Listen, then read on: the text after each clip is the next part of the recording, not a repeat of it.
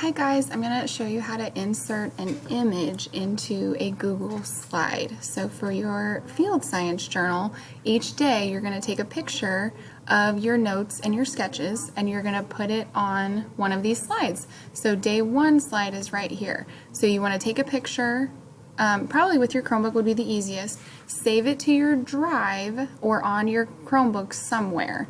Then you'll go up here to insert, image, and if you saved it to your computer, you'll click upload from computer.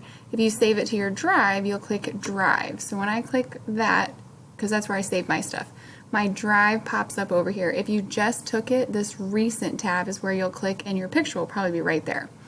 I save all my pictures in here where it says pics. So then you just want to find